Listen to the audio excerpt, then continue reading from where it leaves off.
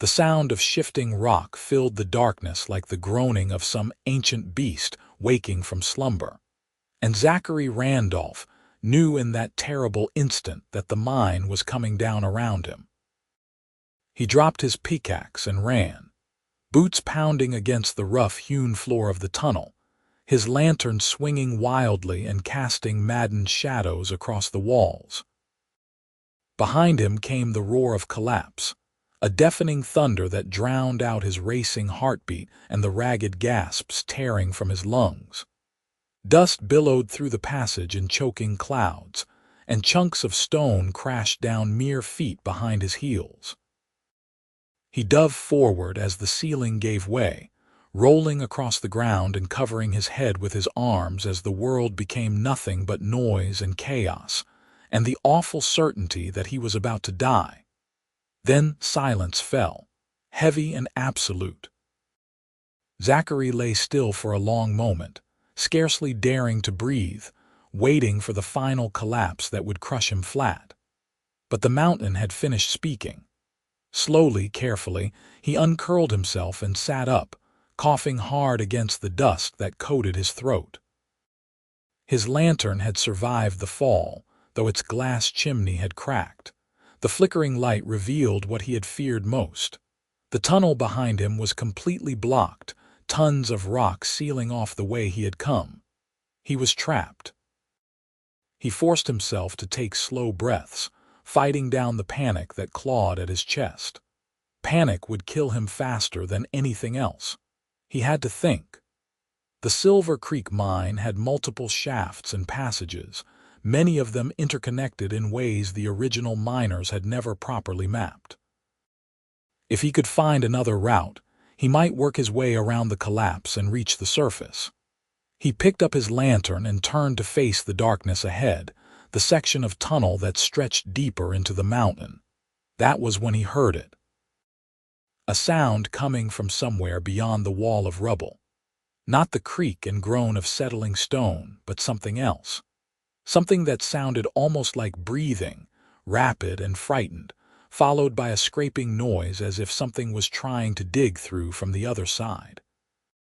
Zachary pressed his ear against the fallen rock, listening hard. Yes, there it was again.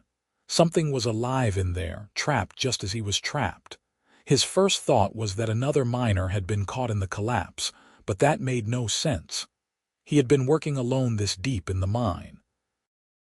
The other men from the settlement were all working the upper shafts, closer to the surface where the silver veins ran richer. "Hello," he called out, his voice hoarse from the dust. "Can you hear me?" The sound stopped abruptly. For several heartbeats there was only silence. Then a voice came through the rock, muffled but unmistakable, speaking in a language he did not know. The words were harsh and guttural, filled with consonants that seemed to scrape against each other. But beneath the strangeness of the sounds, he could hear the emotion clearly enough. Fear. Desperation. The raw edge of someone who thought they were going to die alone in the dark.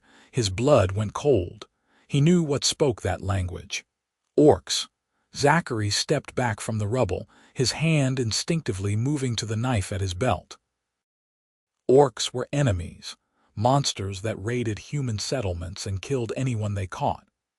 Everyone in the frontier territories knew the stories. Just last year, a farmstead 2 days' ride from Silver Creek had been burned to the ground, the family inside slaughtered. The local militia had tracked the raiders back to the mountains but lost the trail in the high passes. The voice came again, still speaking that alien tongue, but this time the words rose at the end in what could only be a question. Whoever was on the other side was asking him something. Asking for help, most likely. He should leave. Work his way deeper into the mine and find another route out. Leave whatever orc raider had gotten trapped here to die in the darkness. It would be justice of a sort. One less monster in the world. His conscience would trouble him for a while, but he would get over it. But even as he thought this, his feet remained planted where they stood. Because beneath the harsh, unfamiliar words, that voice had sounded young, and terribly, terribly afraid. "I cannot understand you," he called out, speaking slowly and clearly.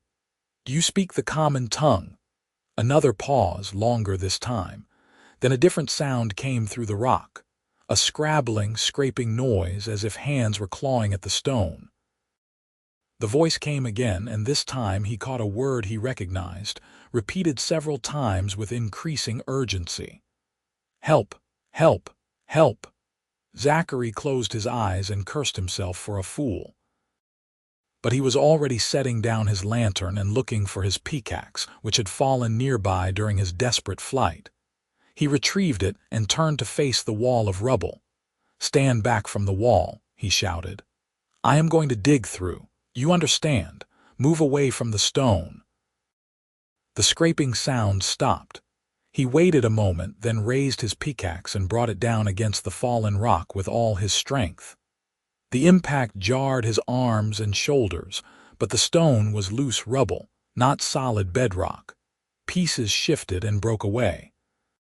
He swung again and again, falling into the rhythm he knew so well, the patient, brutal work of breaking through the earth's resistance one blow at a time. As he worked, he tried to make sense of what he was doing. There had been no orc raids recently, no reports of warbands in the area. What was one of them doing this deep in an abandoned mine?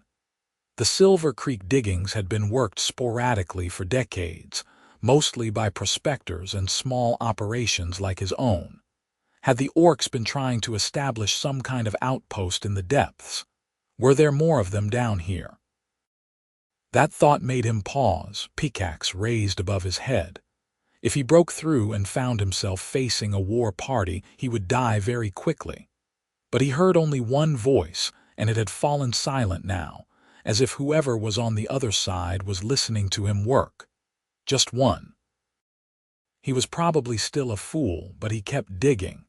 It took the better part of an hour to break through, his arms burning with exhaustion and his shirt soaked with sweat, despite the cool air of the deep tunnels. Finally, his pickaxe punched through into empty space beyond. He widened the hole, pulling away stones and clearing a gap large enough to crawl through. Then he picked up his lantern and thrust it through the opening, lighting the space beyond. Green skin. That was the first thing he saw in the lamplight.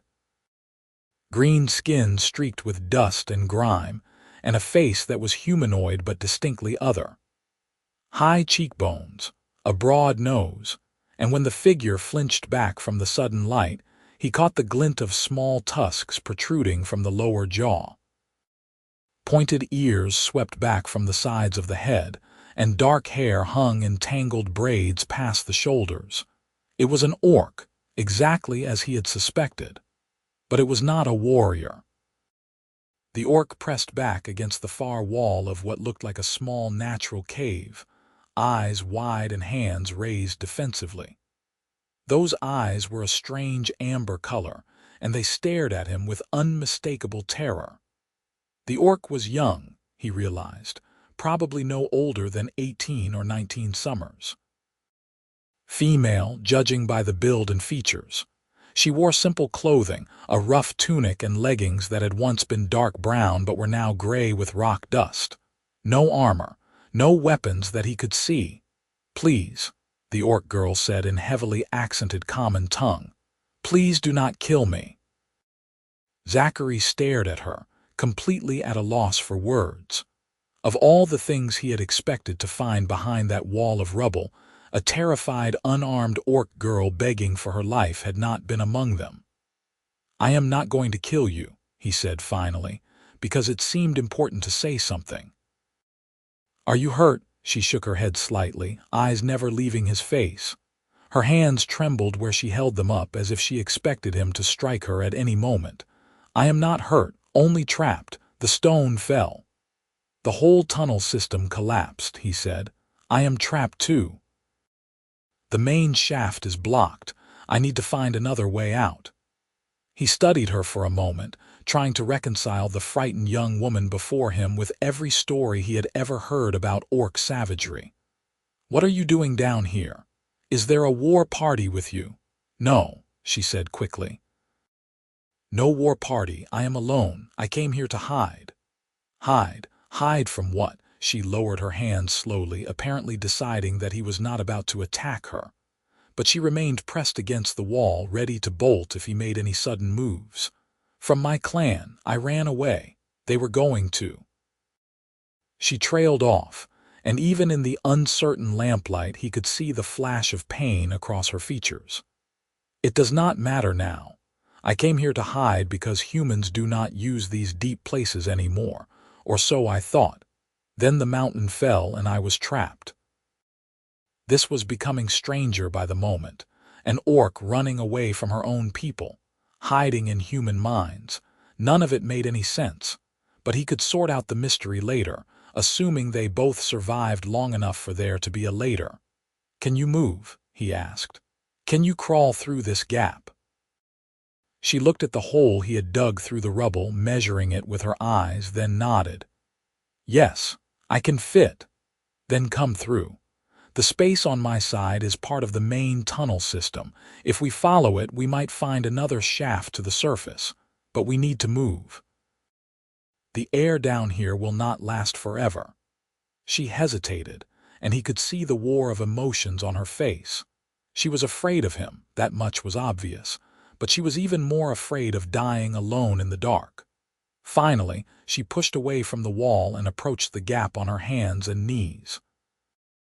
She moved with surprising grace despite the awkward position, her body lean and athletic beneath the simple clothing. When she reached the opening, she paused and looked up at him. "Why did you help me?" she asked. "You are human, I am orc. Our people are enemies." It was a fair question, and one he did not have a good answer for. "I heard you through the stone," he said. "You sounded frightened. I could not just leave you to die."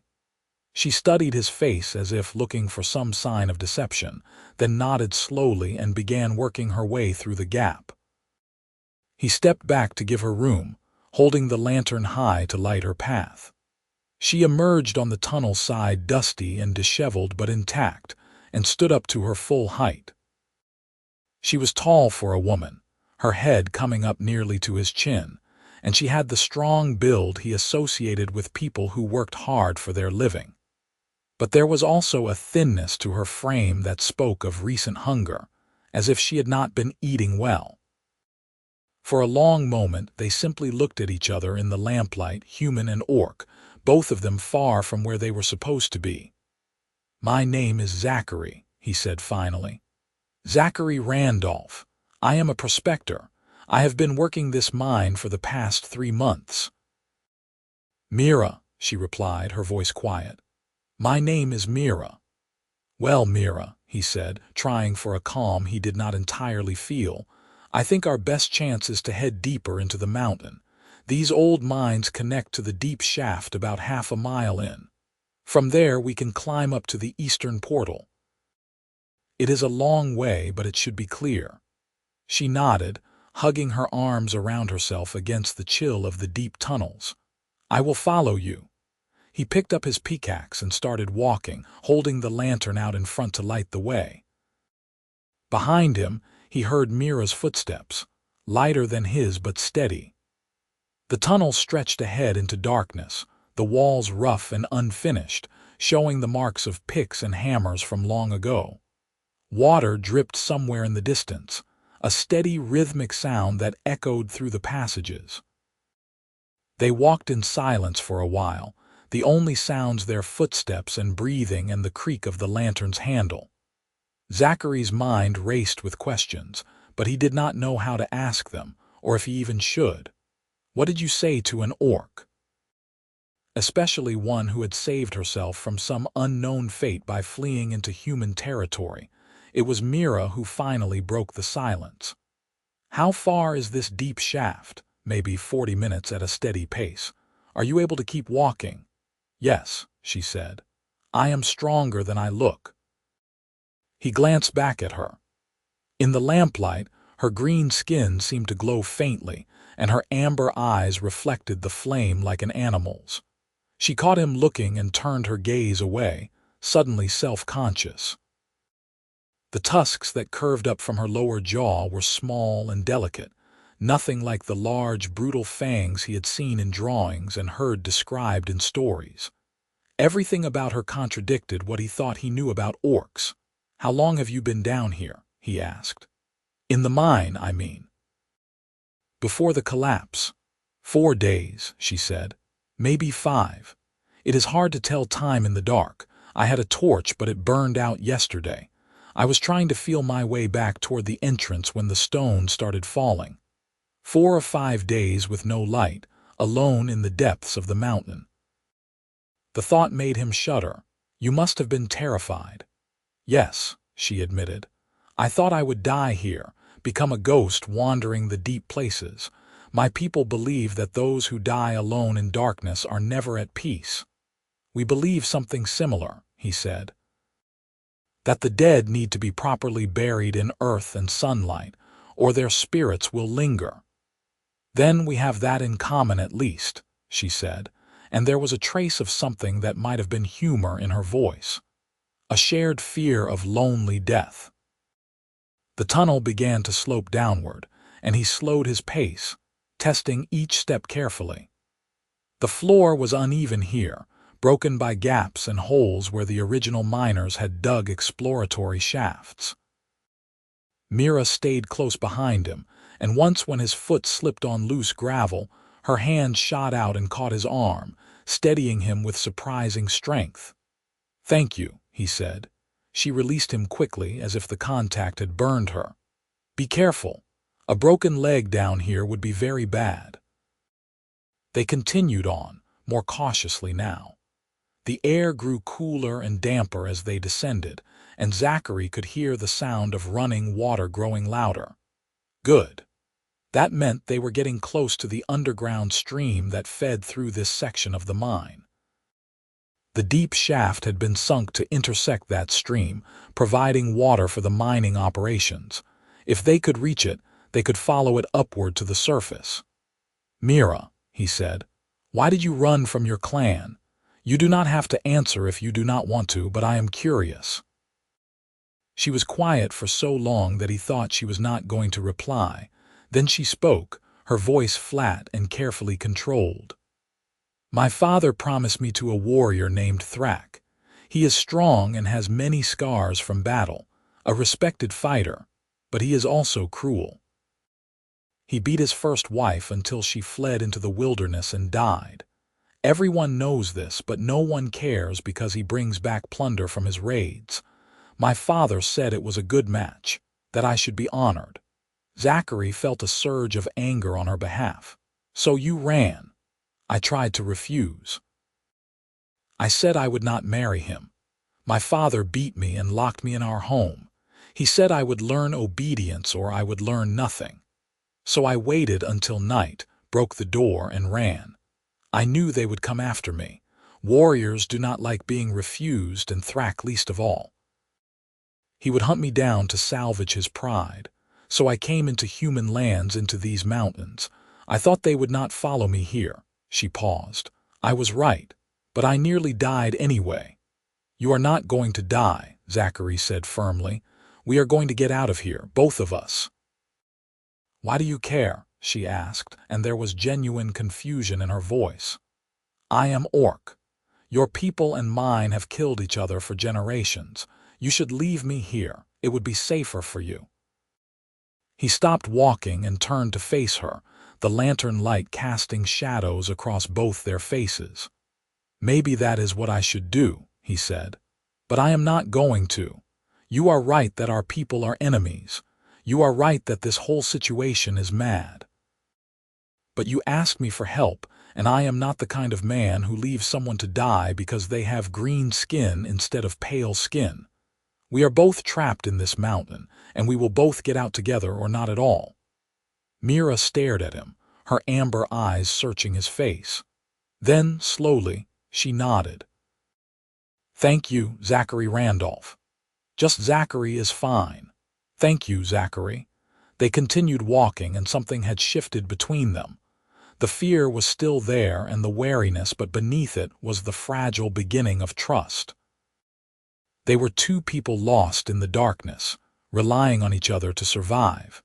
Everything else was secondary. The tunnel opened up into a larger chamber, and Zachary could hear the rush of water clearly now.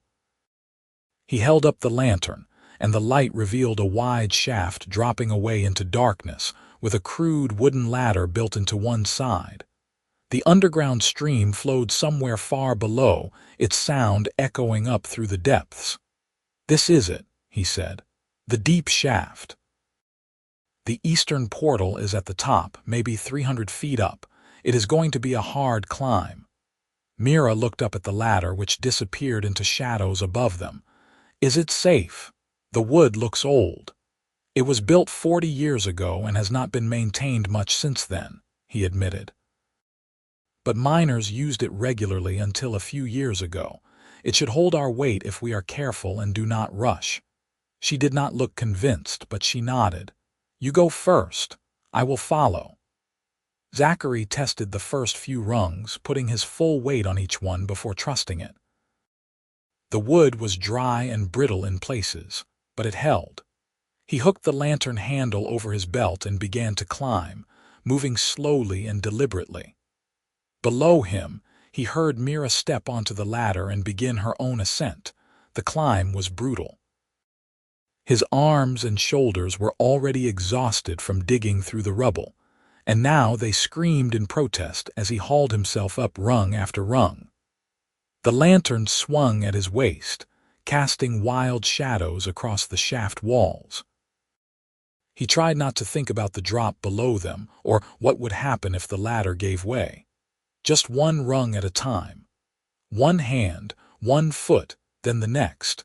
They had climbed maybe 100 feet when he heard Mira gasp below him. He looked down to see her clinging to the ladder, one foot dangling in empty air. The rung beneath her had snapped clean through. "Are you all right?" he called down. "Yes," she said, her voice strained. "The wood broke. I am fine. Keep going." They continued upward, even more carefully now. Zachary tested every rung before trusting it, and behind him he could hear Mira doing the same. The air grew slightly warmer as they climbed, which he took as a good sign.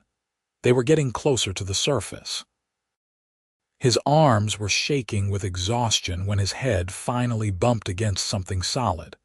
He looked up and saw timbers overhead, and beyond them, the faint outline of a doorway. The eastern portal, sealed with a simple wooden door that had been left unlocked. He pushed it open and cool night air rushed in, carrying the scent of pine trees and rain. He dragged himself up through the opening and collapsed on solid ground, gasping for breath. A moment later, Mira hauled herself up beside him. She lay on her back on the rough stone, chest heaving, staring up at the sky. It was deep night, and stars glittered overhead like scattered diamonds. The moon was past full but still bright enough to turn the surrounding forest into a landscape of silver and shadow. "We made it," Mira said wonderingly. "We are alive."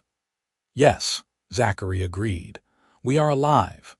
They lay there for a few minutes, too exhausted to move, just breathing the clean air and feeling the cool breeze on their faces. Then Zachary forced himself to sit up and look around. The eastern portal opened onto a narrow ledge about halfway up the mountainside, overlooking a dense pine forest that stretched away into the darkness.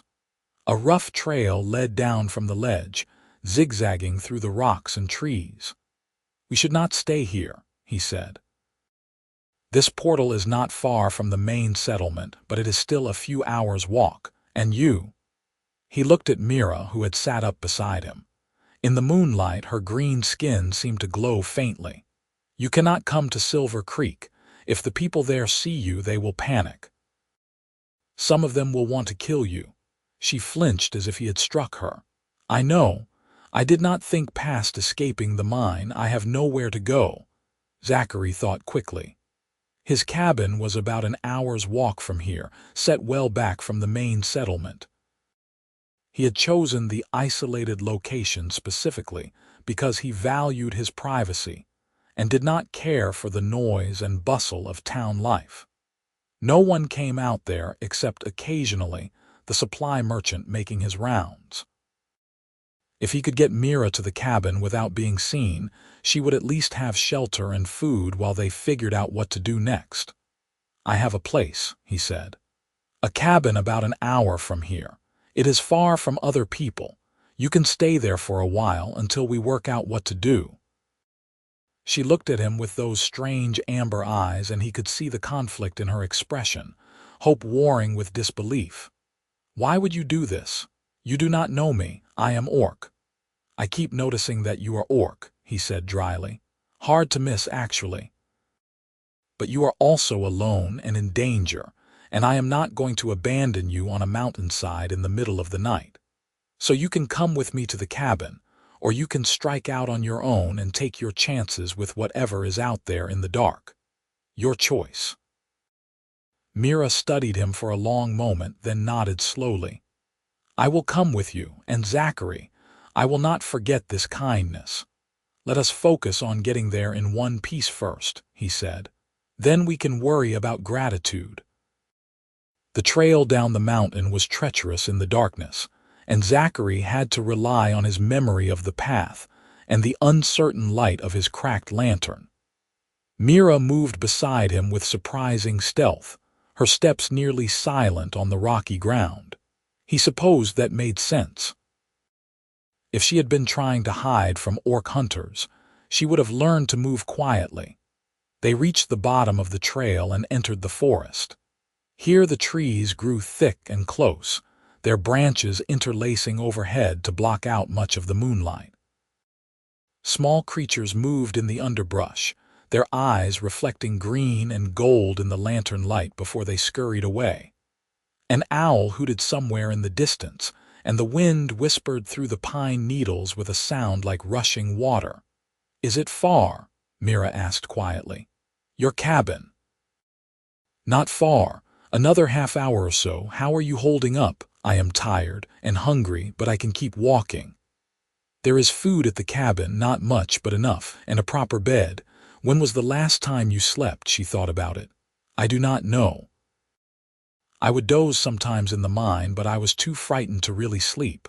Before that, before I ran from my clan, 3 days, 4. Then you are going to eat and sleep in that order. Everything else can wait until morning." They continued through the forest, following a trail that was barely visible in the darkness. Zachary knew these woods well from months of ranging back and forth between his cabin and the mine.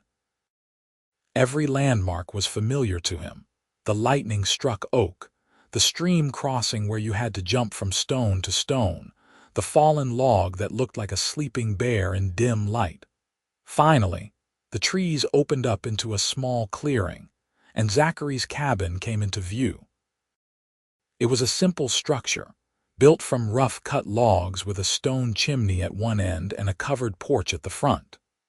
A small shed stood nearby for storing tools, and a vegetable garden that he had been neglecting occupied one side of the clearing.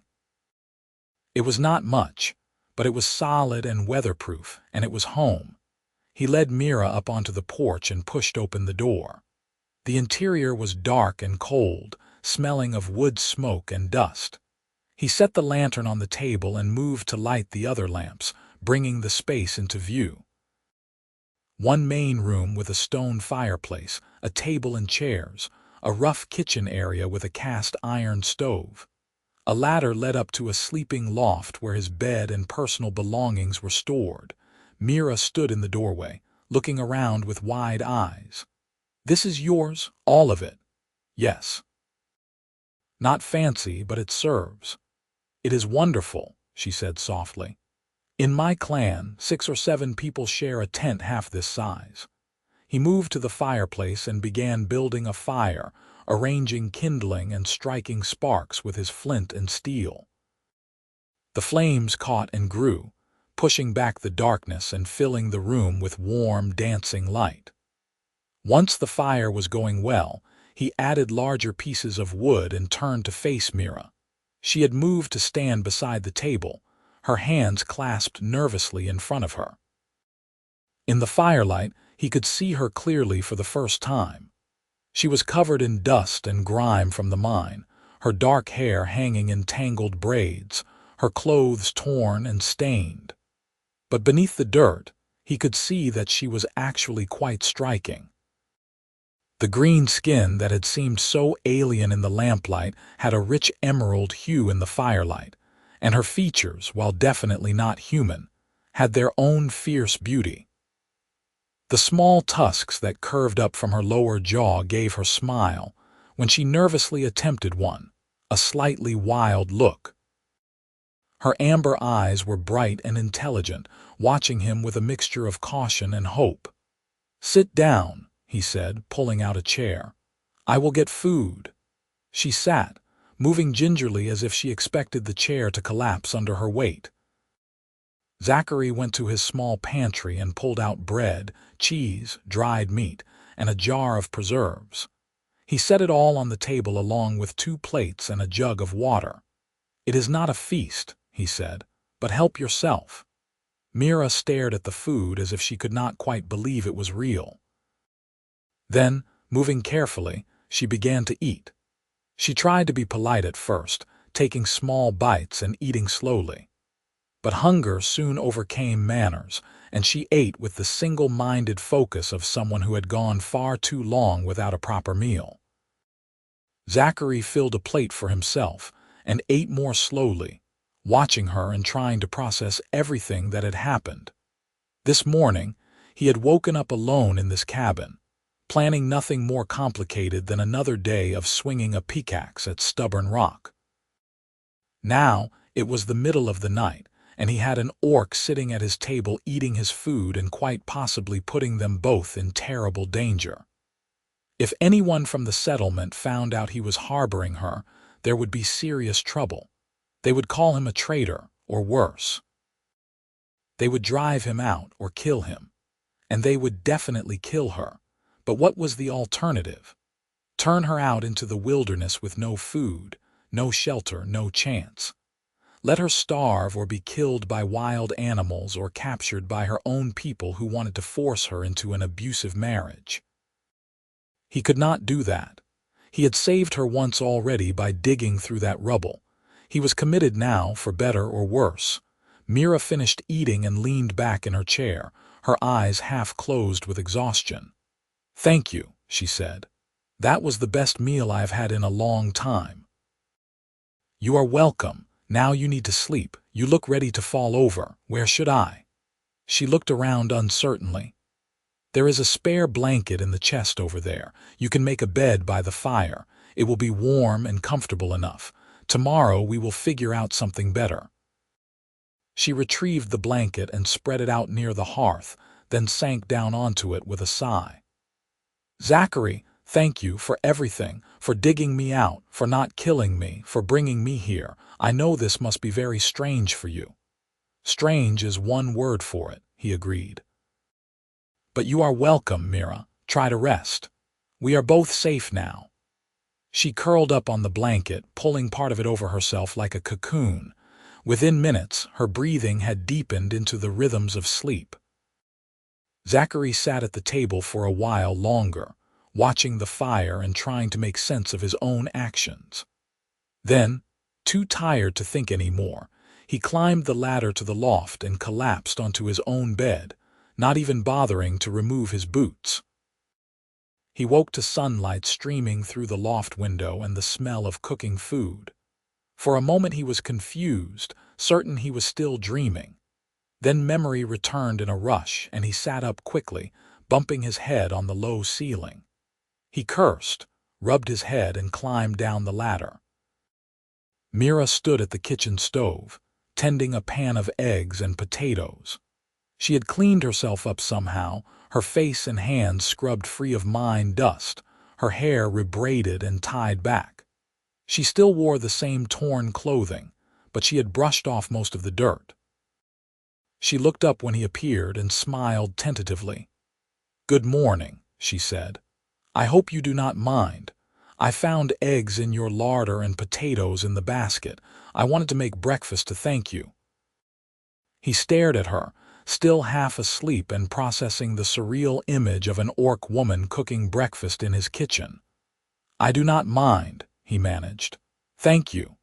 She served the food onto plates and carried them to the table. They sat down across from each other, and Zachary had to admit that she had done a fine job. The eggs were perfectly cooked, the potatoes crispy and well seasoned. "Where did you learn to cook?" he asked. "My mother taught me." In orc clans, women do most of the cooking and food preparation while men hunt and fight. My mother could make a feast from almost nothing. Her expression turned sad. "I miss her. She did not want me to marry Thrak either, but she had no say in it. My father is clan chief. His word is law." "I am sorry," Zachary said. "That must have been very hard." They ate in companionable silence for a while. Morning light filled the cabin, bright and warm, making everything seem more real and immediate than it had in the darkness. Zachary looked at Mira properly for the first time in daylight. She was younger than he had first thought, probably no more than 19, and there was still something of a girlish softness to her features despite the obvious strength of her frame. She caught him looking and ducked her head, suddenly shy. "What?" she asked. "Nothing. I am just trying to get used to this. Yesterday I had never spoken to an orc. Now I have one living in my cabin. Technically, I am sleeping on the floor, not living here," she said, and there was a trace of humor in her voice. "But I understand. This must be very strange for you." "It is strange for me too. I was taught that humans are weak and treacherous, that they would kill orcs on sight without mercy. But you saved me. You brought me to your home. You are feeding me. None of it matches what I was told." "People tell stories about each other," Zachary said. "Usually the stories are wrong or at least incomplete. I have heard terrible things about orcs my whole life, but you do not seem very terrible." "I am not a warrior," she said. "I have never killed anyone or raided a human settlement. I know some of my people do these things. I know there is hatred and blood between our kinds, but I never wanted to be part of that. I just wanted to live my life in peace, maybe learn to be a healer like my aunt. Instead, my father decided I would be a warrior's wife, and when I refused, everything fell apart. What will you do now?" He asked. "You cannot stay here forever. Eventually, someone from the settlement will come by, or I will need to go into town for supplies and questions will be asked." "I know," she said quietly. "I do not want to bring trouble to you, Zachary. You have been kind to me, and I would not repay that kindness by getting you killed. Perhaps I could travel north into the high mountains. There are places there where no one goes, human or orc. I could live alone." "That is no kind of life," he said. "Alone in the wilderness with no one to talk to, no help if you get sick or hurt. You would not last a year." "Then what do you suggest?" He had been thinking about this since he woke up. "Stay here for a while, a few weeks at least. Let yourself recover from what you have been through. Eat properly. Rest. Get your strength back. In the meantime, I will keep working the mine and coming and going as I normally would. No one needs to know you are here. And while you are staying, we can figure out a longer-term plan." She looked at him with those expressive amber eyes, and he saw hope kindle there. "You would do this. Let me stay." "Yes, but there are conditions. You cannot leave the cabin during the day, or if you do, you must stay in the forest and out of sight. If anyone sees you, we are both in danger. And if I tell you to hide, you hide immediately without question." "Understood, understood," she said. "I will be careful, I promise." "Then it is settled. You can stay." She smiled then, a real smile that transformed her whole face, and Zachary felt something shift in his chest. It was not attraction, he told himself. Not yet. Just a recognition of shared humanity, or whatever the equivalent was when one of you was not technically human. They were two people helping each other survive in a world that wanted them to be enemies. That was all. But when she reached across the table and gently touched his hand in gratitude, he found he did not pull away. The days that followed settled into a strange but comfortable routine. Zachary would wake at dawn, eat the breakfast Mira prepared, and head out to the mine with his tools and supplies. He would work the upper shafts where the collapse had not reached, carefully extracting silver ore and loading it into sacks to carry back. The work was hard and lonely, made more so by the knowledge that the deep tunnels where he had done his best prospecting were now completely inaccessible. He would return to the cabin in the late afternoon, tired and sore, to find that Mira had spent the day keeping the place in order. She cleaned and cooked, mended his clothes, tended the neglected vegetable garden, and generally made herself useful in ways he had not expected. She was meticulous and hardworking, seeming to take pride in every small task she completed. The cabin had never been so well kept. In the evenings they would eat together and talk. At first the conversations were cautious and superficial, two strangers feeling their way around each other's boundaries. But gradually, they began to open up. Mira told him about her life in the orc clan, about growing up in a world where strength and martial prowess were valued above all else, where she had never quite fit in because she preferred books and healing herbs to weapons and warfare. She spoke of her mother, who had taught her to read using stolen human texts, and her aunt, the clan's healer, who had shown her the properties of different plants and poisons. In turn, Zachary told her about his own life, about growing up on a small farm in the Eastern Territories, about losing his parents to fever when he was 16, about drifting west in search of opportunity, and eventually finding his way to the silver fields. He spoke of the loneliness of prospecting, the long days underground with nothing but his own thoughts for company, the simple satisfaction of finding good ore in a promising vein. "You ever want more than this?" Mira asked one evening as they sat on the porch watching the sun set behind the mountains. "More than a cabin in the woods and a mine that might or might not pay off." "Sometimes," he admitted. "I think about buying land, maybe raising horses. I have always liked working with animals. But that takes money, more than I have saved yet. So for now I dig rocks and hope I strike it rich." "Would you stay here if you did strike it rich? Or would you go back east?" He thought about it. "I do not know. There is nothing for me back east. Everyone I knew is gone or scattered. This place is as much home as anywhere, I suppose. What about you? If you could do anything, go anywhere, what would you choose?" She was quiet for a long moment, staring out at the darkening forest. "I would want to heal people," she said finally. "Human, orc, I would not care. Sickness and injury do not care what color your skin is. I would want to learn everything there is to know about herbs and medicines. Maybe travel from place to place, helping where I could. But that is impossible now. I am an exile. My own people would kill me if I returned, and your people would kill me if they knew I existed. So I suppose I will settle for not dying and try to be grateful for that." There was such bleakness in her voice that it hurt to hear.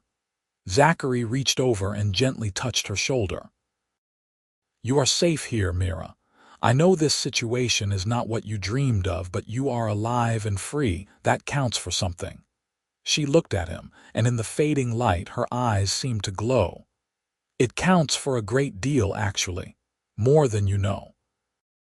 As the days turned into weeks, Zachary found himself looking forward to returning to the cabin each evening more than he cared to admit. It was pleasant to have someone to talk to share meals with, to simply exist alongside. Mira's presence had transformed his solitary life into something richer and more complete. He began taking breaks from mining to return early, telling himself it was because he needed to make sure she had enough firewood, or that the roof needed patching. The truth, which he was only beginning to acknowledge, was that he simply wanted to see her. She was changing too. The fear and wariness that had marked her first days in the cabin gradually faded, replaced by a cautious confidence. She smiled more easily, laughed at his jokes, teased him when he tracked mud across the clean floor.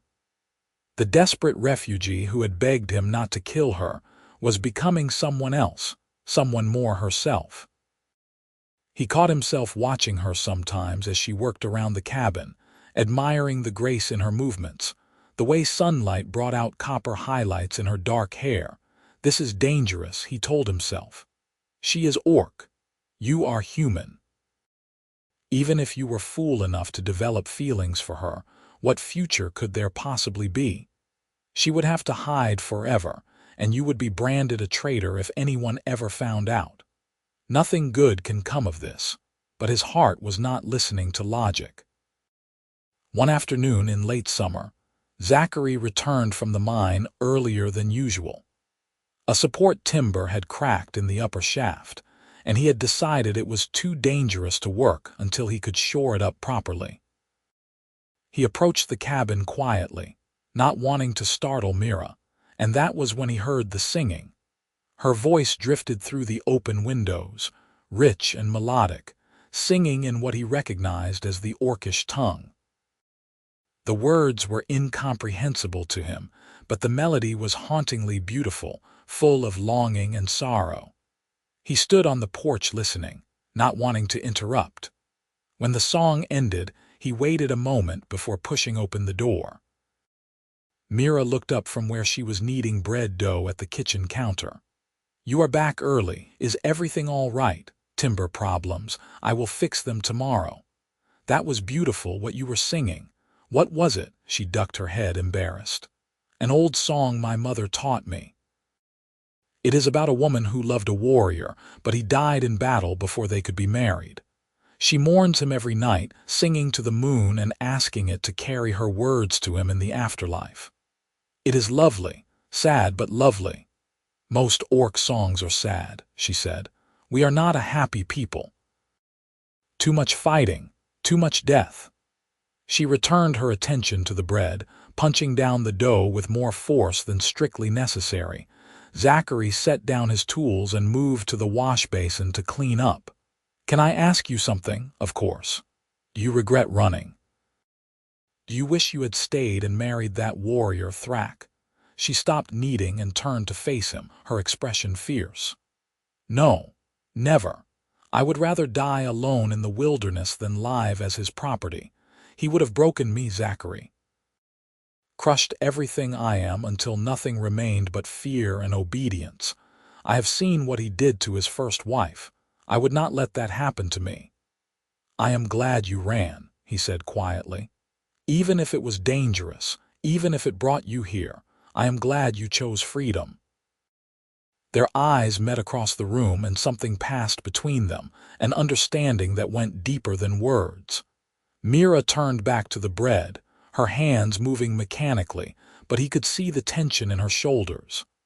"Zachary," she said, not looking at him, "what are we doing here?" "What do you mean?" "I mean." She trailed off, struggling for words. "I mean this situation. You and me. Living together but pretending we are not. Sharing meals and talking every night like old friends but never speaking about the obvious truth. We cannot keep doing this forever. Eventually something will have to change." He moved to stand beside her at the counter. "What do you want to change, Mira?" She finally looked up at him, and he could see confusion and fear and something else in her amber eyes. "I do not know. All I know is that I am grateful to be here. Grateful to be with you. You have shown me more kindness in these few weeks than anyone in my clan showed me in 19 years, and I—" She stopped, shook her head. "Never mind. Forget I said anything." "Mira," he said gently, and reached out to tilt her chin up so she had to meet his gaze. "I am glad you are here too. Gladder than I should be, probably. This whole situation is complicated and dangerous and probably foolish, but I do not regret any of it." Her breath caught. "Zachary, we should not, I know," he said. Believe me, I know all the reasons why this is a terrible idea. But that does not change how I feel." For a moment they simply stood there, close enough that he could feel the warmth radiating from her skin, could see the rapid pulse beating at her throat. Then Mira stepped back, breaking the moment. "We cannot," she said, and her voice was shaking. "You are human. I am orc. Our peoples have killed each other for generations. Even if we both wanted this, which I am not saying we do, it would be impossible. You would be putting yourself in terrible danger." "I am already in danger," he pointed out. "The moment I brought you to this cabin, I committed myself to a course that most humans would call treason. What difference does it make if my feelings run deeper than simple compassion? It makes all the difference." She turned away, hugging herself. "Because feelings lead to hope, and hope leads to heartbreak. I cannot let myself hope for something that can never be. I will not survive it." He wanted to argue with her, to tell her that they could find a way, that their feelings mattered more than ancient prejudices. But he could see the rigid set of her shoulders, the way she held herself as if one wrong word might shatter her completely. So instead he simply said, "All right. We will not speak of it, but Mira, I am here. Whatever you need, whatever you decide, I am here." She nodded without turning around, and he left her to her baking, climbing the ladder to the loft to give her space. But as he lay on his bed staring at the ceiling, he knew that something fundamental had shifted between them. The truth was out in the open now, acknowledged if not acted upon. They both knew how the other felt. The question was what they would do about it. That night was awkward, both of them too aware of each other, too careful in their movements and words. They ate dinner in near silence and retired early, Mira to her blanket by the fire and Zachary to his loft. But sleep was a long time coming for both of them. The next morning, Zachary was preparing to head out to the mine when he heard hoofbeats approaching the cabin. He froze, then moved quickly to the window. 3 riders were coming up the trail, men he recognized from Silver Creek. One of them was Marcus Webb, the informal leader of the prospecting community. The other 2 were younger men, brothers named Cole and Daniel something or other. "Mira," he said quietly but urgently. "Hide, now, people are coming."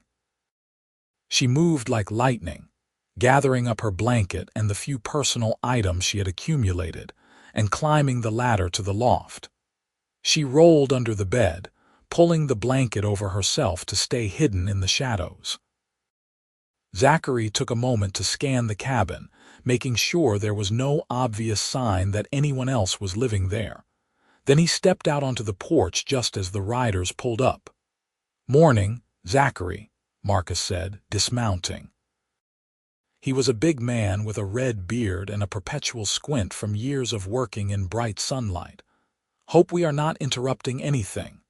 "Not at all," Zachary said, keeping his voice casual. "What brings you out here? Wanted to check on you, actually. You have not been into town in over a month, and some folks were getting worried. After that collapse in the Silver Creek mine, well, we wanted to make sure you were all right." "I am fine," Zachary said. "I was working one of the deep tunnels when it came down. Had to dig my way out through a side passage. Took hours, but I made it." Marcus nodded slowly, studying him. "Glad to hear it. We lost the main shaft completely. Probably take months to clear if we even bother. The upper shafts are still producing, but not much. Some of the boys are talking about moving on, trying their luck in the northern fields."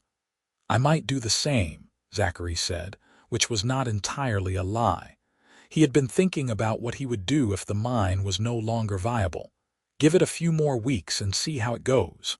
"Fair enough." Marcus glanced past him at the cabin. "Mind if we water our horses? We rode out early and did not bring enough." Zachary's blood went cold, but he forced himself to nod. "Sure. There is a stream just past the shed. Help yourselves." The 3 men led their horses around the side of the cabin. Zachary stood on the porch, every muscle tense, listening to their footsteps and voices. They were talking about mining, about the price of silver, about a card game someone had won. Ordinary conversation. But if any of them decided to step inside the cabin, if they noticed anything unusual, if Mira made the slightest sound, the minutes stretched out like hours. Finally, the men returned, their horses watered and mounted up again. "Thanks for the hospitality," Marcus said. "If you are heading into town anytime soon, stop by the saloon. Drinks are on me." "I will do that," Zachary said. They rode off, and he waited until they were completely out of sight before going back inside. Mira emerged from the loft, her face pale beneath the green skin. "That was close," she said. "Too close." He ran a hand through his hair, his heart still racing. "I think it is time we had a serious conversation about what happens next, because this situation is not sustainable. Eventually someone is going to find out you are here, and when they do, things are going to get very bad very quickly." She climbed down the ladder and came to stand in front of him. "What do you suggest?" "I do not know," he admitted. "Leave, maybe. Both of us. Head north into the high country like you mentioned before. Find some isolated place where we could live without being bothered. It would be hard, but we could manage." "You would give up everything?" she asked. "Your mine, your cabin, the life you have built here. For me?"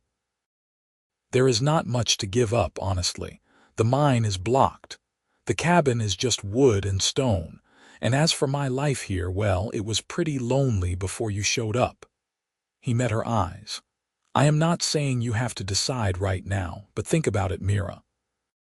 Because I have been thinking about it, and the more I consider it, the more sense it makes. We could have a life together, away from everyone and everything. It would not be easy, but it would be ours." She stared at him, her eyes shining with unshed tears. "You barely know me. We have known each other for a few weeks. How can you talk about building a life together?" "I know you well enough," he said. "I know you are brave and kind. I know you work hard and make me laugh. I know that coming home to you every evening is the best part of my day. I know that when I thought those riders might discover you, I was more afraid than I have ever been in my life. So yes, I barely know you, but I know enough to be sure." The tears spilled over, running down her green cheeks. "Zachary, I cannot ask you to do this. You are not asking. I am offering." He reached out and gently wiped away her tears with his thumb. "I care about you, Mira, more than I probably should. And if leaving this place is what it takes to keep you safe and give us a chance at happiness, then that is what I want to do." She caught his hand and pressed it to her cheek, closing her eyes. "I care about you too," she whispered. "So much it frightens me. I never thought I could feel this way about anyone, least of all a human. But you have been so good to me, Zachary. You saved my life and gave me hope when I had none. How could I not care for you?" He stepped closer, until there was barely any space between them. "Then say yes. Say you will come north with me. We will find a place where no one cares that you are orc and I am human. We will build a home and a life together. It will not be perfect, but it will be ours." "Yes," she breathed. "Yes, I will come with you. I will go anywhere with you." And then he was kissing her, and she was kissing him back, and nothing else mattered. Her lips were soft and warm, and she tasted like mint from the tea she had been drinking. Her arms came up around his neck, and he pulled her closer, marveling at the solid strength of her body, the way she fit against him as if she had been made for this. The kiss deepened, full of all the longing and need they had been suppressing for weeks, and when they finally broke apart they were both breathless. "We are really doing this?" Mira asked, her forehead resting against his.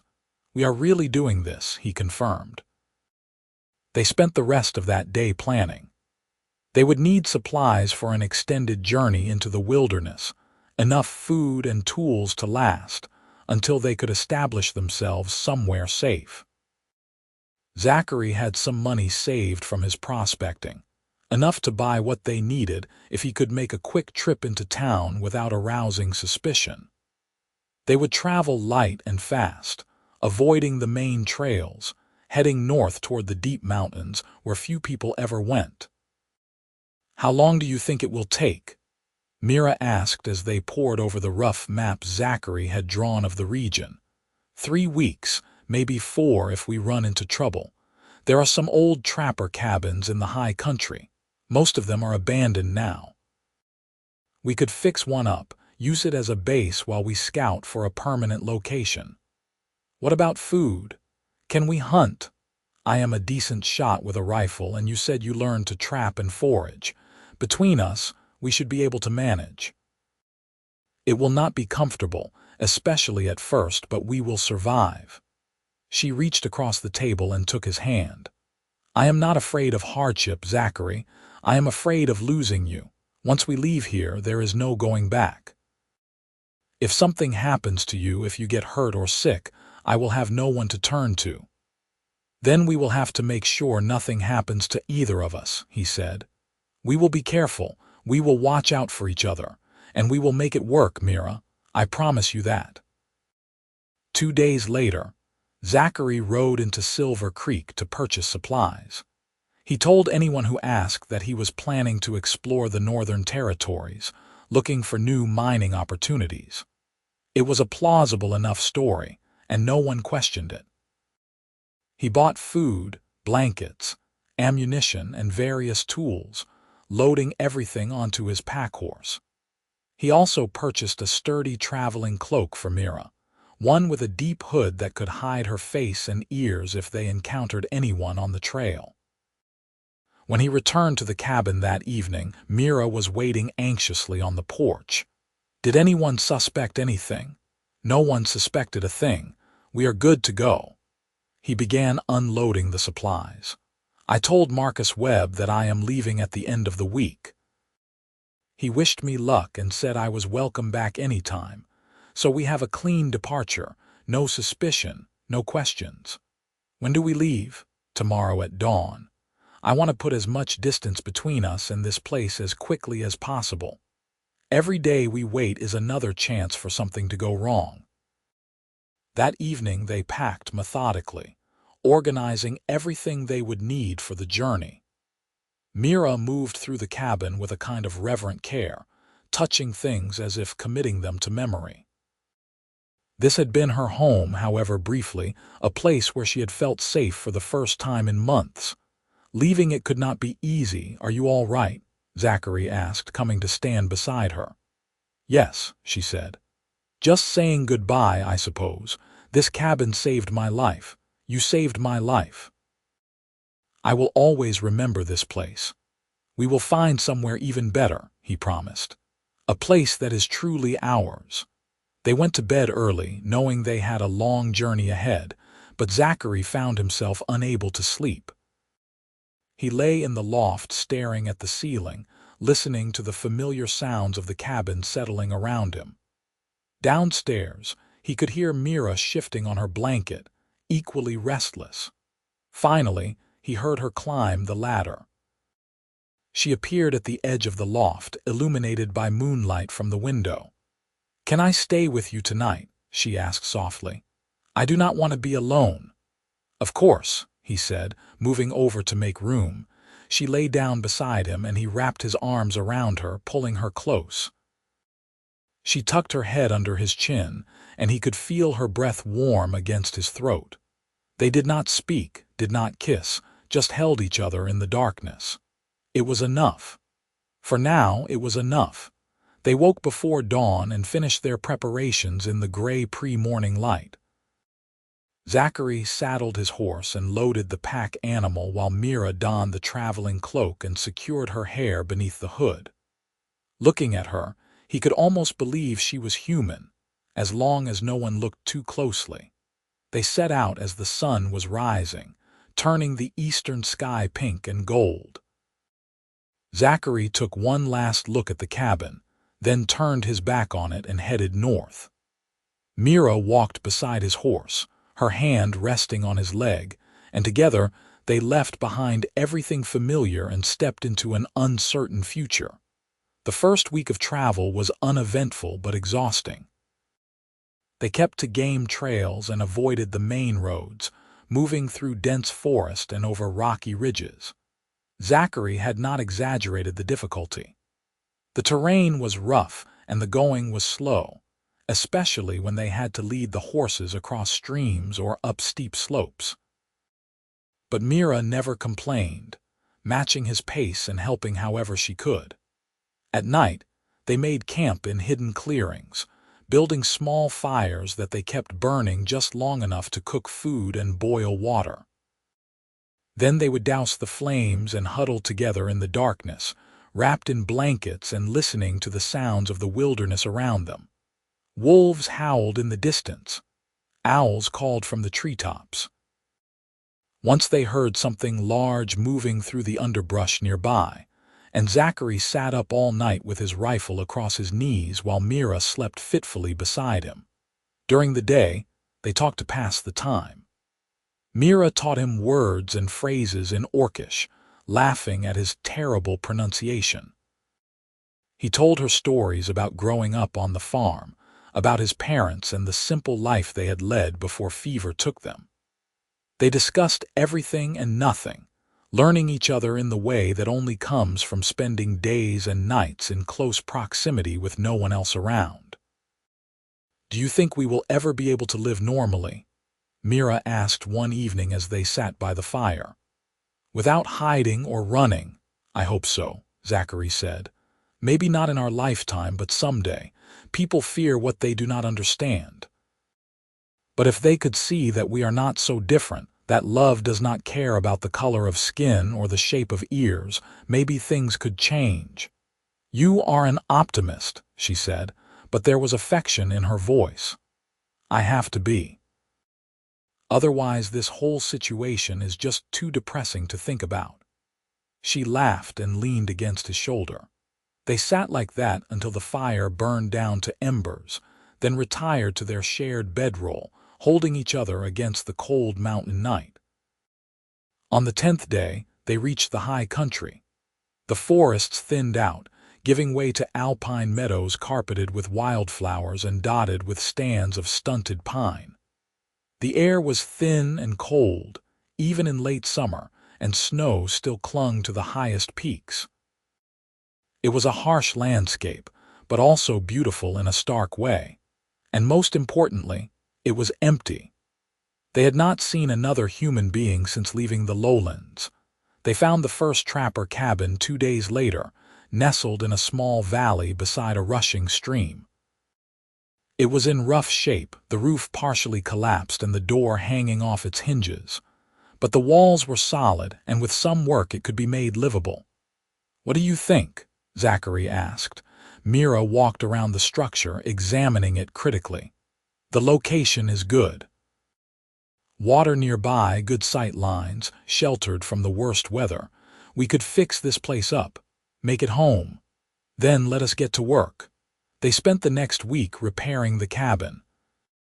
Zachary patched the roof with fresh cut timber and pine branches, while Mira chinked the gaps between logs with mud and moss. They fixed the door, cleared out years of accumulated debris, and built a proper hearth from river stones.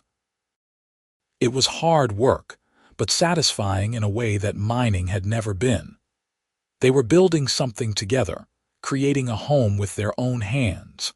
When the cabin was finally weatherproof and comfortable, they stood back to admire their work. It was not large, just a single room with a sleeping platform at one end and a fireplace at the other. But it was solid and warm, and it was theirs.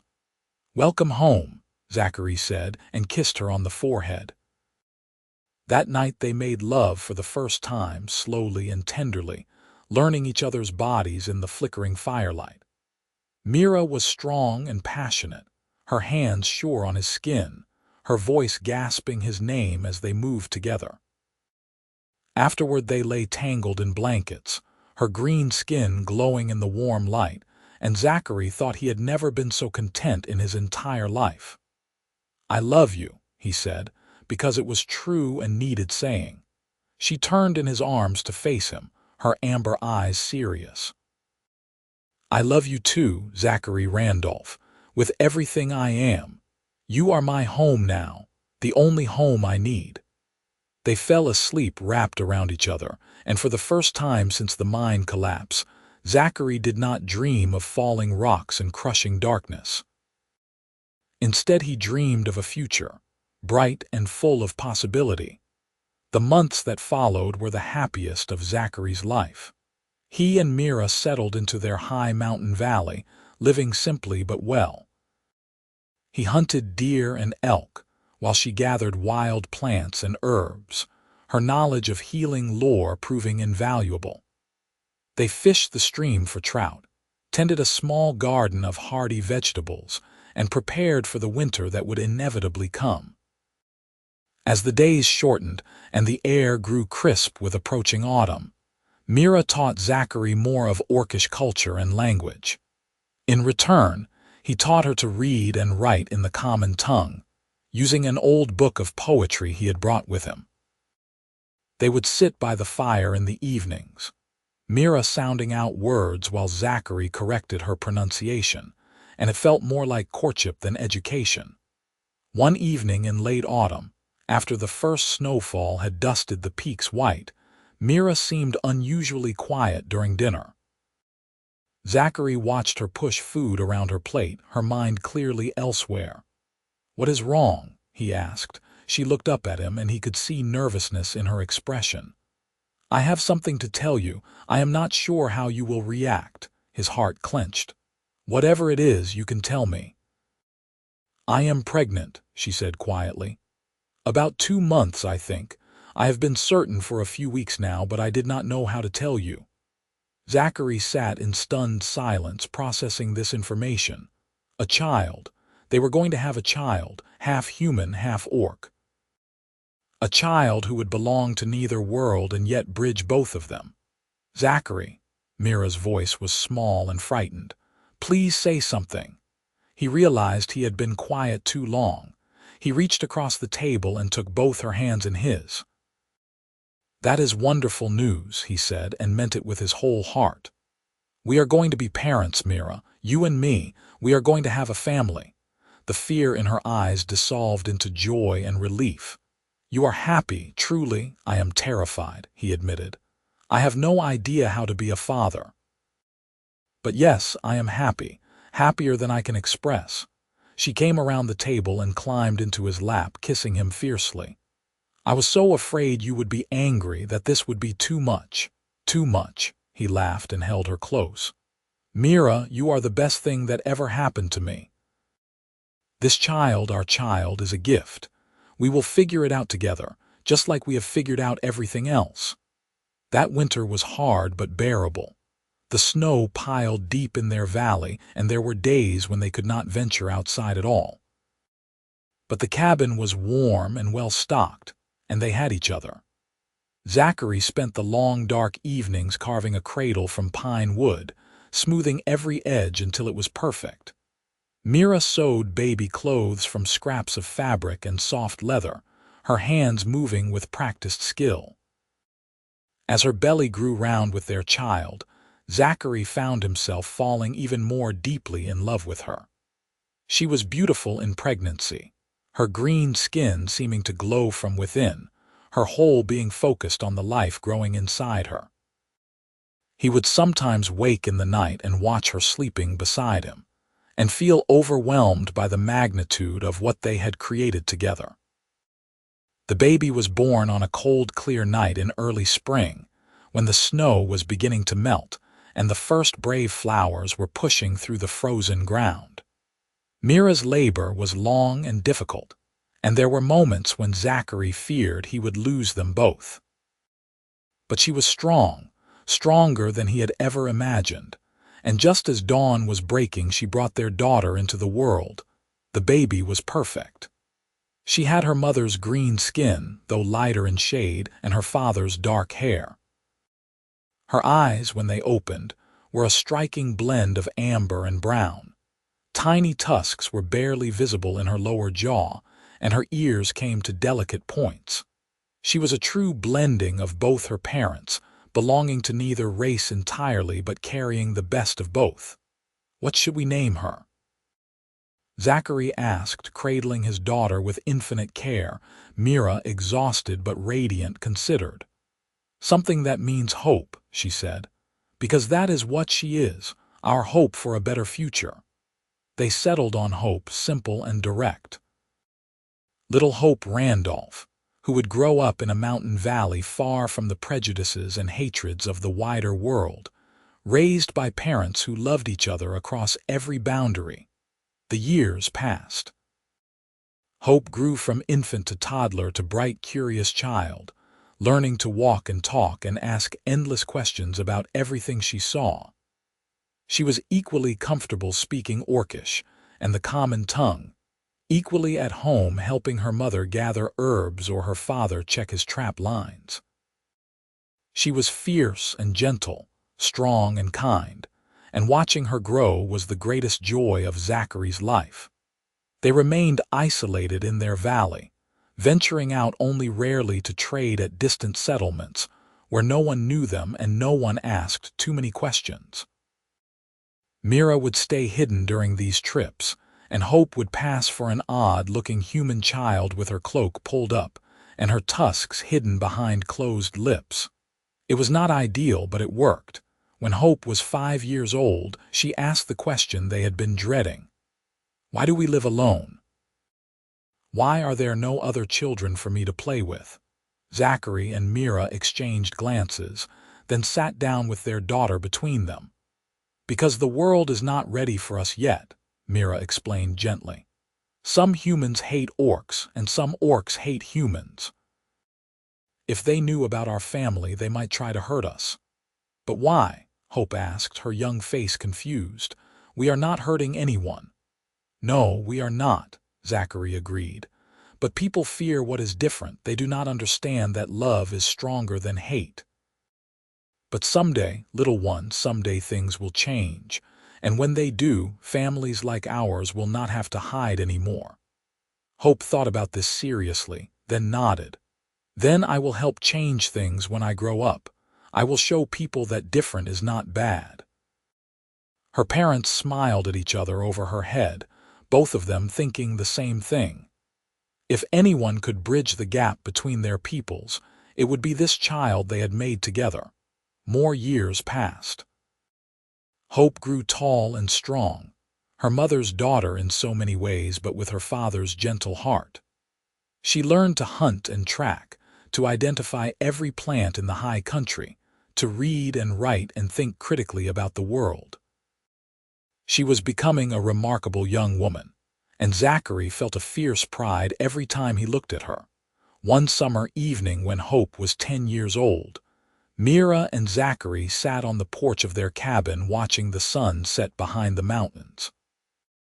Hope was down by the stream practicing her fishing technique, and for a moment it was just the two of them, as it had been in those first days after the mine collapse. "Do you ever regret it?" Mira asked. "Leaving your old life behind? You could have had an easier path if you had not dug me out of that collapsed cave."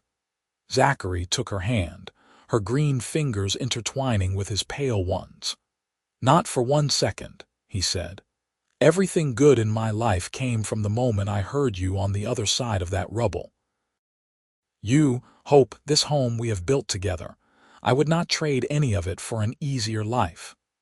"I love you," she said, leaning her head on his shoulder. "I loved you when you first offered me food in your cabin. I loved you when you asked me to come north with you.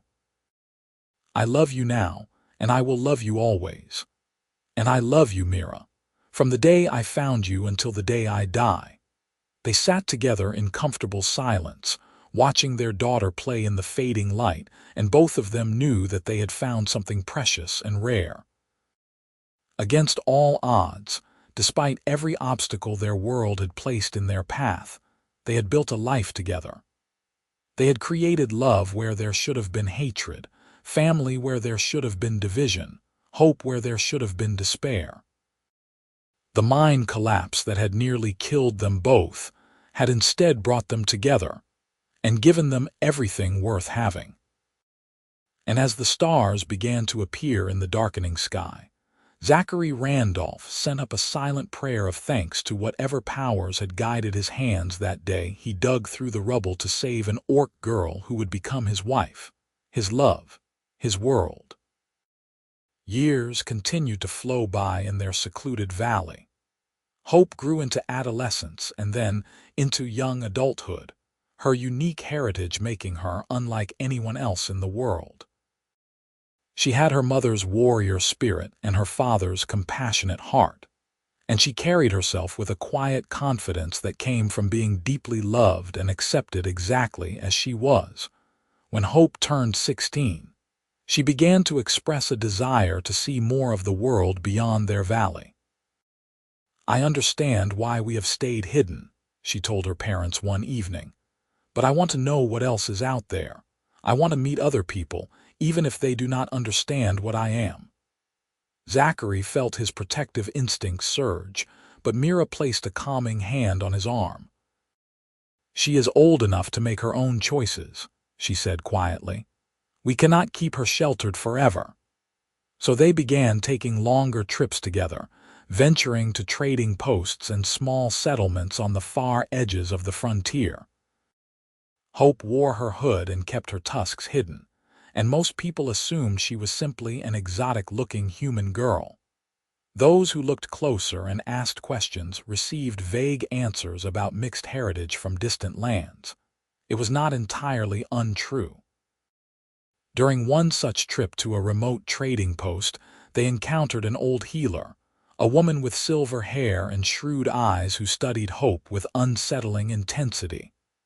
After concluding their business, the old woman approached them quietly. "I know what you are hiding," she said without preamble. "I have seen orcs before, and I have seen humans. Your daughter is both and neither." Zachary moved protectively in front of Hope, his hand going to the knife at his belt, but the old woman held up a placating hand. "Peace," she said. "I mean you no harm. In fact, I want you to know that you are not as alone as you think. There are others like you scattered across the frontier, humans and orcs who have chosen love over hatred, the children of such unions. You are rare, but you exist. And perhaps someday your existence will help heal the wounds between our peoples." "How many others?" Mira asked, stepping forward. "How many families like ours?" "Not many," the healer admitted. "Perhaps a few dozen that I know of, spread across 1,000 miles of wilderness. Most hide as you do, afraid of what would happen if they were discovered. But I have made it my business to know about such things, to keep track, because I believe, as you clearly do, that love is stronger than hate." Before they parted, the healer gave them a small carved token, a circle of wood with symbols representing both humans and orcs intertwined. "If you ever need help, or if you meet others like yourselves, show them this. It is a sign of fellowship among those who bridge the divide." The encounter gave Zachary and Mira much to think about. They were not alone after all. Others had made the same impossible choice they had, to love across the boundaries of race and history. It was a small comfort, but a real one. Hope, meanwhile, seemed galvanized by the knowledge. "We should find them," she said excitedly. "The other families. We should bring them together. Show the world that we exist and that we are not afraid." "That would be dangerous," Zachary cautioned. "Drawing attention to ourselves like that could get us all killed." "Maybe," Hope agreed. "But hiding forever is not living. It is just surviving. You taught me that love is worth fighting for. Well, I want to fight. I want to make the world a place where children like me do not have to hide who they are." Looking at his daughter, seeing the fire in her eyes and the determination in her stance, Zachary felt something shift in his chest. She was right. They had been given a gift, a chance to prove that the hatred between humans and orcs was not inevitable. Hiding that gift away in a mountain valley served no one. "Then we will figure out how to do it safely," he said. Together, as a family. Over the next few years, they began reaching out carefully to the other mixed families the healer had told them about. It was slow work, requiring travel and discretion and careful vetting. But gradually, a network formed. Families who had thought themselves alone discovered others facing the same challenges, the same joys, the same hopes for a better future. They began meeting in secret, in remote locations where they could gather without fear. These gatherings became celebrations of what was possible when people chose love over hate. Children who had never met another like themselves played together, discovering they were not alone. Parents shared strategies for survival and dreams for change. Hope became a leader in this small community, her youth and passion inspiring others. She spoke eloquently about creating a world where mixed families did not have to hide, where children of humans and orcs could walk openly without fear. She was her parents' daughter in every way that mattered, carrying forward the legacy of their impossible love. On Hope's 20th birthday, Zachary and Mira held a celebration at their cabin. Many of the families they had met over the years made the journey to their valley, and for several days their isolated home was filled with laughter and music and the sounds of children playing. It was a glimpse of what could be, a world where differences were celebrated rather than feared. As the celebration wound down and the last of their guests departed, Hope approached her parents with serious intent. "I want to do something more," she said. "I want to write down our stories, all of us. I want to create a record of what we have built, so that even if something happens to us, the world will know we existed. That love existed across every boundary." "That is dangerous," Mira said, echoing Zachary's concerns from years ago. "Written words can be used against us if they fall into the wrong hands. But they can also change minds," Hope countered. "They can inspire others to be brave. Father, you told me once that you dug through that rubble because you could not leave someone to die alone in the dark. Well, there are people out there right now living in darkness, thinking their love is wrong or impossible. Our stories could be the light that guides them through." Zachary looked at his wife and saw his own thoughts reflected in her eyes. Their daughter had grown up to be everything they had hoped, brave and compassionate and unwilling to accept a world built on hatred. How could they deny her this? "Then write," he said. "Tell our story and all the others. Make sure the world knows what we have accomplished." Hope embraced them both fiercely. "Thank you. Thank you for being brave enough to choose love. Thank you for showing me that impossible things are possible." Zachary held his wife and daughter close, these two people who meant more to him than anything else in existence, and felt a profound sense of completion. His life had not turned out the way he had planned. He was not a wealthy prospector or a successful farmer. He did not have a respectable place in human society, but he had something far more valuable. He had love that transcended every boundary. He had a family that proved hatred was a choice, not an inevitability.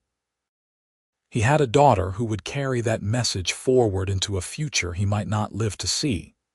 The mind collapse that had trapped him all those years ago had also freed him in ways he never could have imagined.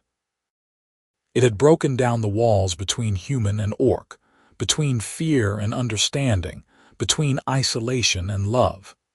And from that moment of chaos and darkness had come light and hope, and a family that should not exist, but did.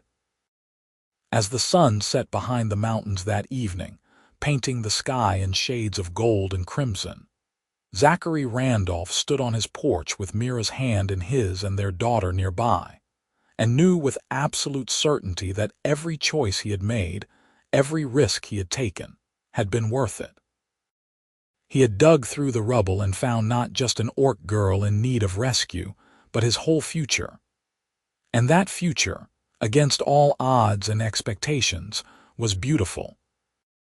The years continued to pass in their mountain valley, and Zachary grew older with grace, his dark hair silvering at the temples and his hands developing the calluses and scars of a life lived close to the land.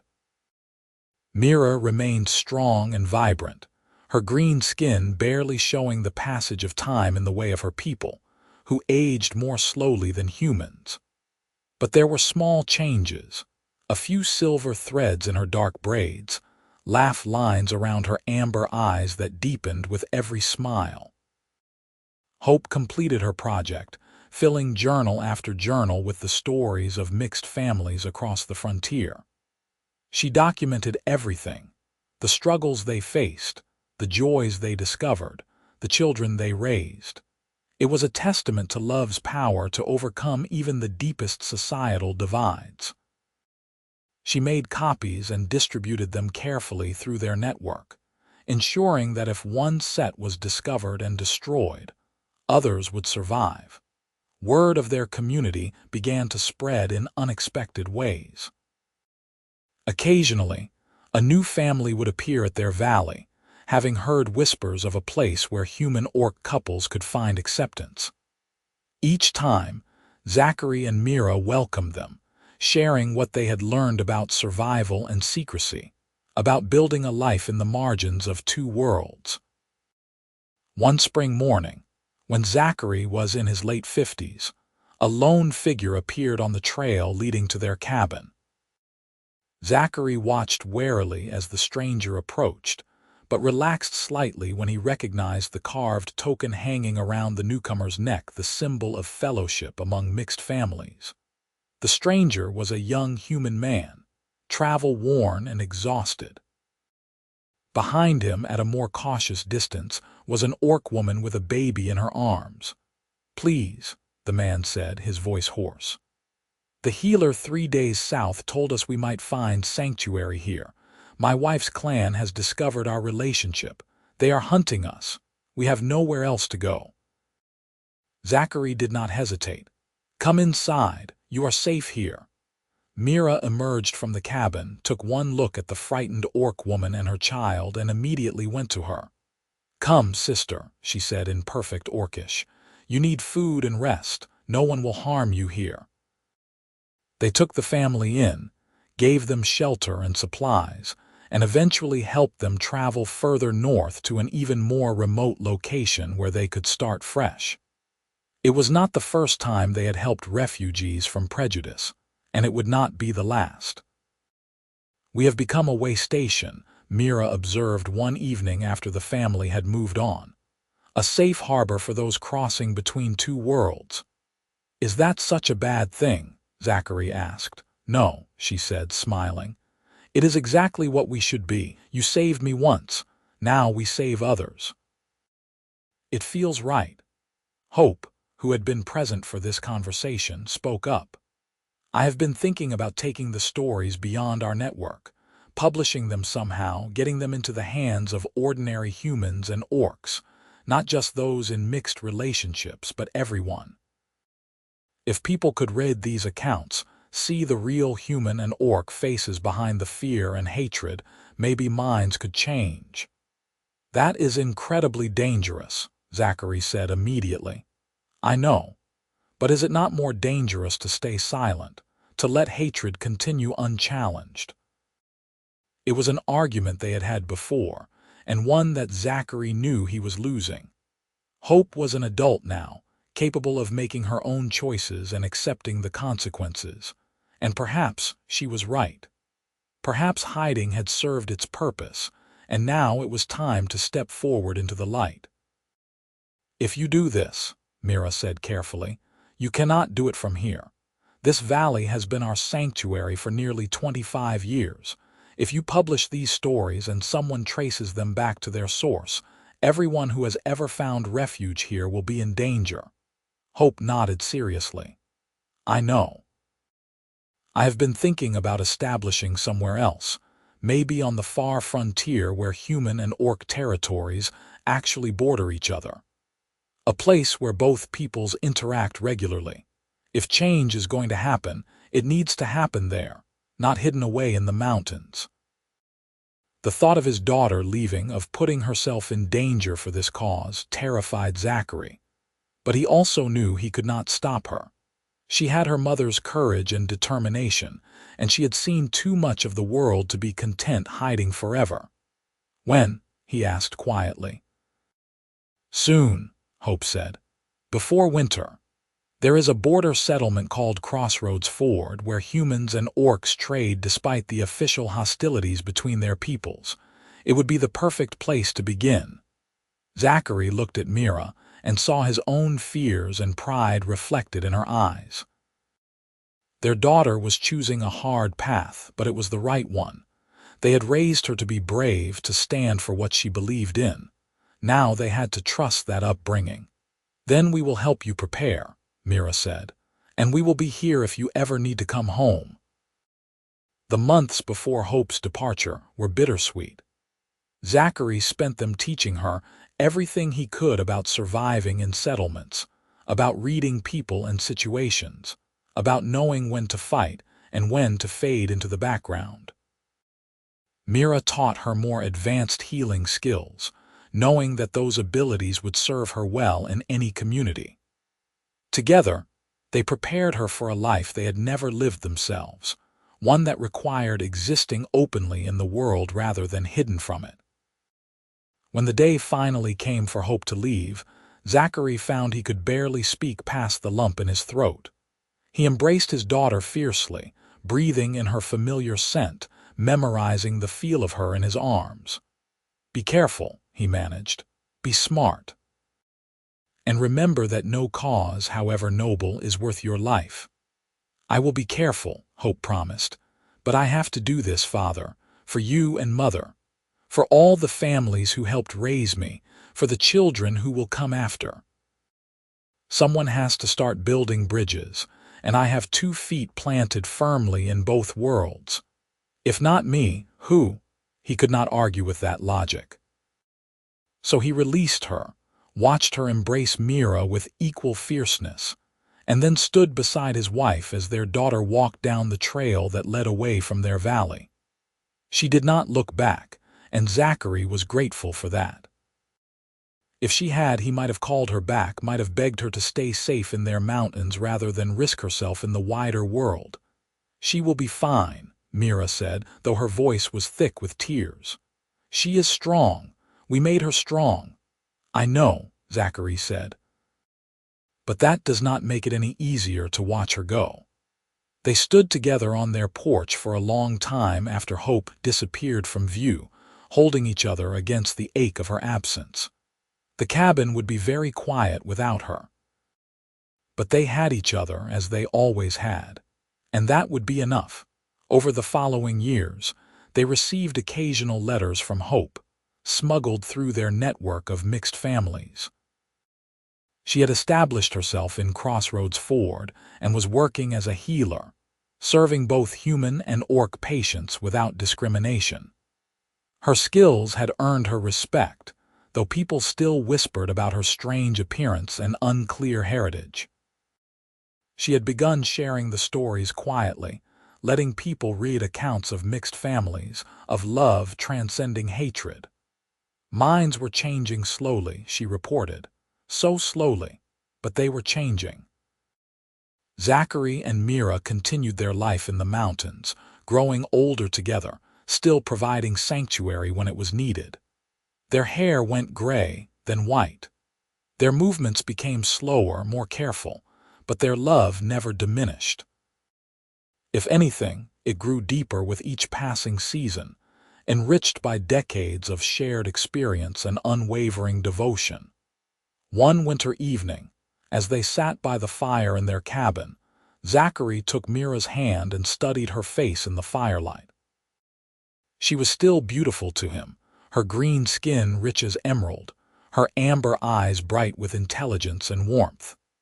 The small tusks that had once seemed so alien were now simply part of her, as familiar and dear as anything else about her. "You remember the night we met?" he asked. "When I dug through that rubble and found you." "I remember being terrified," Mira said. convinced I was going to die, and then I heard you on the other side of the wall, working to break through. I did not know if you were coming to rescue me or kill me." "I almost left you there," Zachary admitted. "For a few seconds I seriously considered it. You were orc. I was human. We were supposed to be enemies, but I could not do it. I could not leave you to die alone in the dark." "Thank you for that," Mira said softly. "Thank you for being brave enough to choose compassion over fear. You gave me everything, Zachary. A life I never could have imagined. Love I never thought I would find. A daughter who is changing the world. All of it because you were willing to dig through that wall." "You gave me just as much," he said. "You gave me a reason to be brave. A purpose beyond just surviving day to day. You showed me that the divisions between people are choices, not inevitabilities. We chose differently, and look what we built." They sat in comfortable silence, watching the flames dance in the hearth, thinking about the long, strange road that had brought them to this moment. A mind collapse that had seemed like certain death had instead been a beginning. A meeting that should never have happened had changed both their lives irrevocably. Outside, snow was falling softly, blanketing their valley in white silence. The world beyond their mountains continued to struggle with ancient hatreds and fresh conflicts.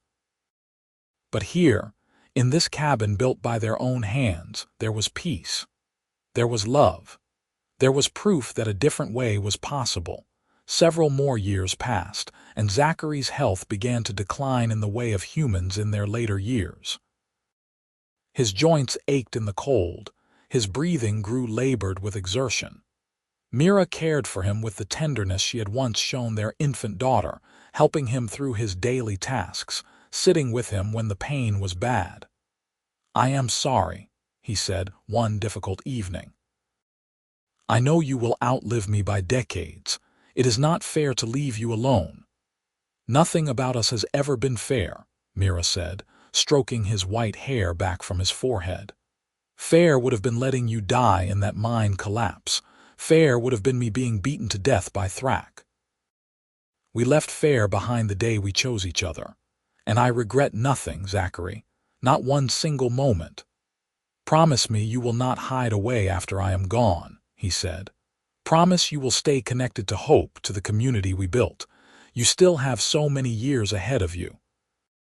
Do not waste them grieving for me."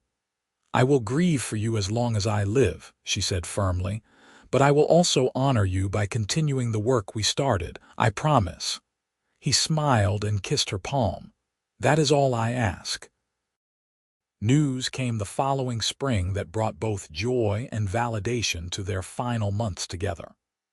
Hope sent word that Crossroads Ford had officially recognized mixed families, granting them the same protections and rights as any other citizens.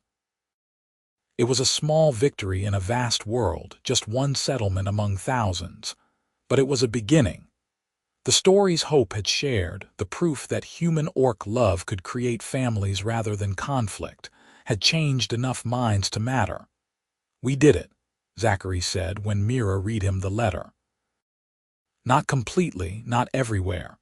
But we started something that is growing beyond us. That is all we could ever have hoped for." "You did it," Mira corrected gently.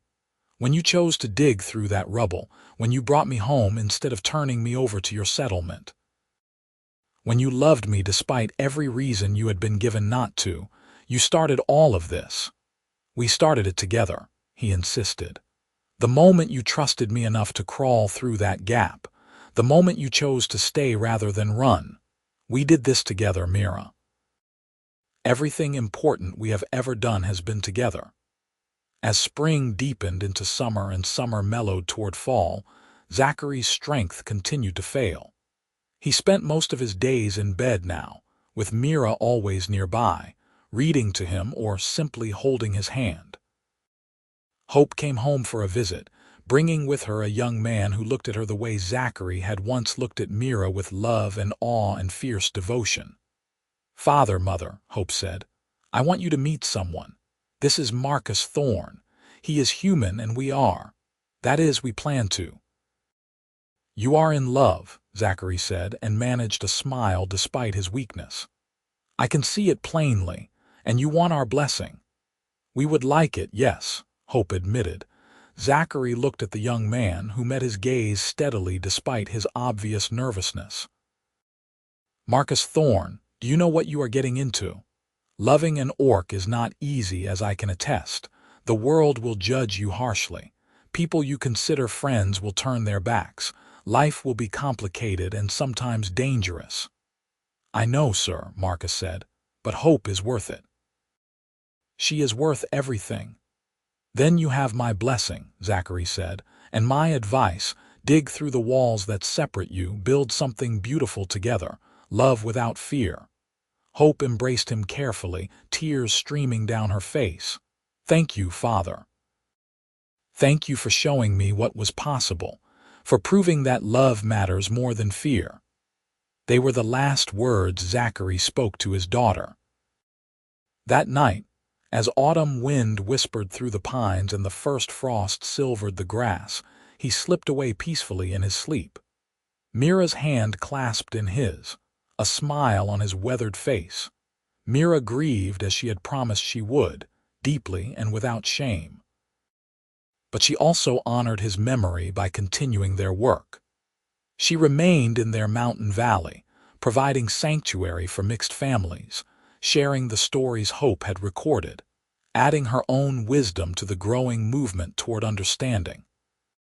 She lived many more years, long enough to see Hope and Marcus marry and have children of their own, long enough to see Crossroads Ford's example spread to other settlements, long enough to witness the first official treaty between a human kingdom and an orc clan that recognized the legitimacy of mixed marriages and the rights of their children.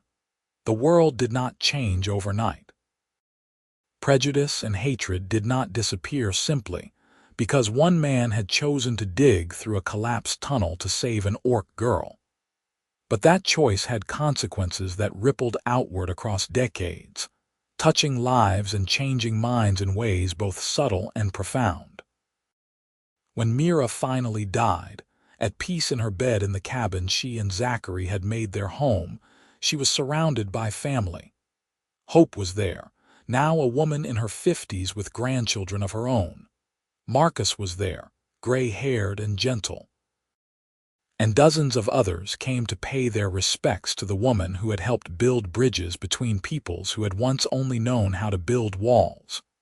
They buried her beside Zachary on a hillside overlooking their valley, where wildflowers grew thick in summer and snow lay pristine in winter. Hope placed a marker carved with symbols representing both human and orc, bound together in an eternal knot.